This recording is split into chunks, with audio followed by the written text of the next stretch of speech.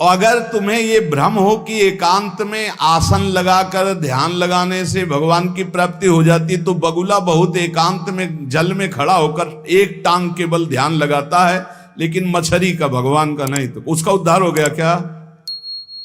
ये तुकाराम जी की बात है।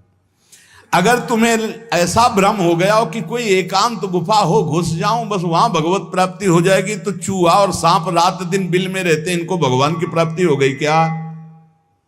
तुकाराम जी से जब प्रश्न किया गया कि क्या गृहस्थाश्रम में भगवान की प्राप्ति ऐसे हो जाएगी जो विरक्तों की हो जाएगी, बहुत ध्यान से सुनिए, सिद्ध संत है, वो कह रहे हैं कि पागल मत बनो, भगवान की प्राप्ति भगवान के भजन करने से होती, वो गृहस्थी में भी हो जाएगी। अगर तुमको लगता है कि वन में रहने से भगवान मिल जाते हैं, तो हिरण को मिल जाते, खरगोश को मिल जाते, बाघ को मिल जाते, सब ब्रह्म प्राप्त हो जाते। अगर तुमको लगता है कि एकांत में ध्यान लगाने से मिल जाते, तो बगुला जल में खड़ा होकर एक टांग केवल ध्यान लगाता है, लेकिन मछली आई गट्ट से खाया फिर शांत खड़ा है, बगुला को नहीं मिला। फिर कहते हैं कि एकांत गुफा में घुसने से भगवान मिल जाते, तो चूहा और सांप बिलई में रहते हैं रात दिन, उनको भगवान मिल जाते।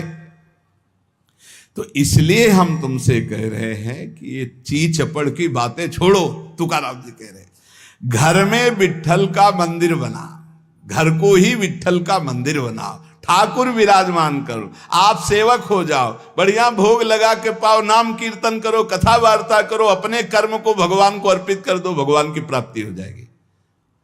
बहुत सहज है गृहस्थ में भगवत प्राप्ति करना।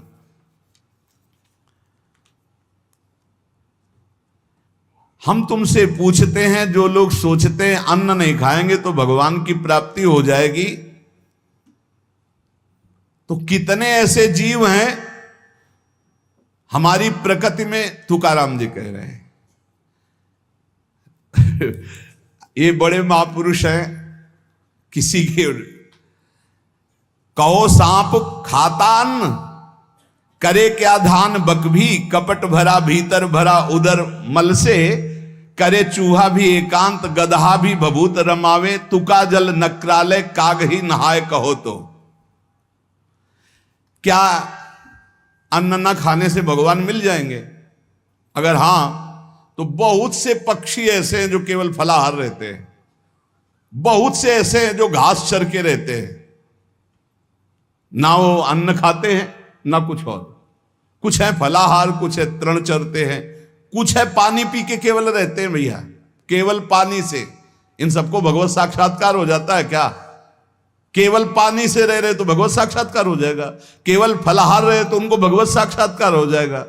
तुकाराम जी कहते हैं कितने हैं वायु भक्षण करते हैं, केवल वायु पी करके जीते हैं, भीतर कपट भरा है, बाहर ये सब छोड़ रहे हो, कुछ लाभ नहीं मिलना है।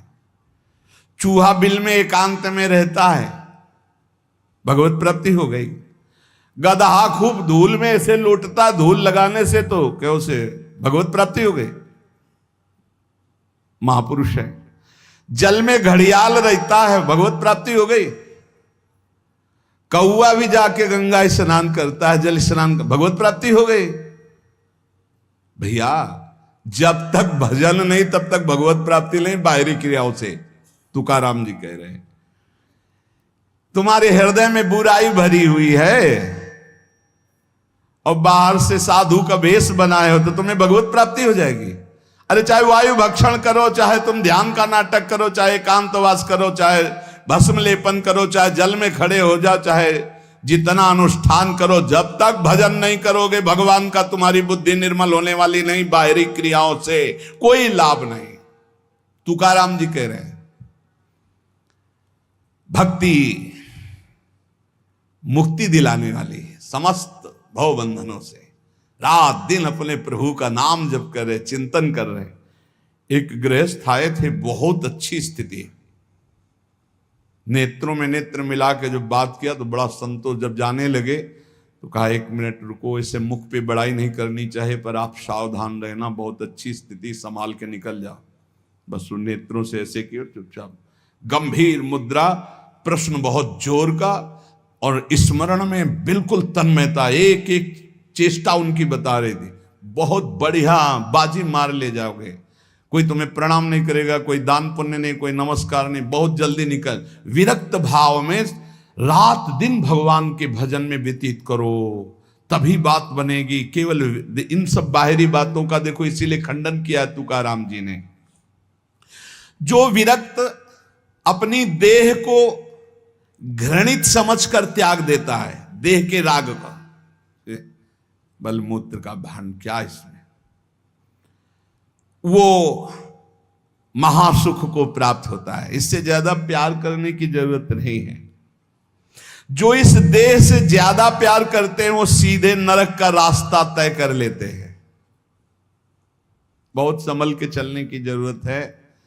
इस देह के राग को मिटाने के लिए ही तो भगवत मार्ग में चले, चाहे गृहस्थ हो चाहे विरक्त। तुम अपना स्वभाव बनाओ आत्म कल्याण के लिए। शरीर को ज्यादा सुख दोगे, ज्यादा सुख भोगोगे तो नरक का रास्ता पुष्ट कर देगा।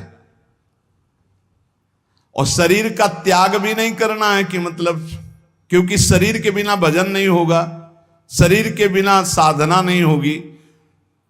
तो उचित खिलाओ पिलाओ, उचित विश्राम और खूब भजन और सतमार्ग की चेष्टाओं की। इसको इतना भजन कराओ कि इसका भाव ही नष्ट हो जाए कि मैं शरीर हूं। तुकाराम जी कहते इसमें संदेह नहीं। वैराग्य की बातें करने से वैरागी नहीं हो जाता।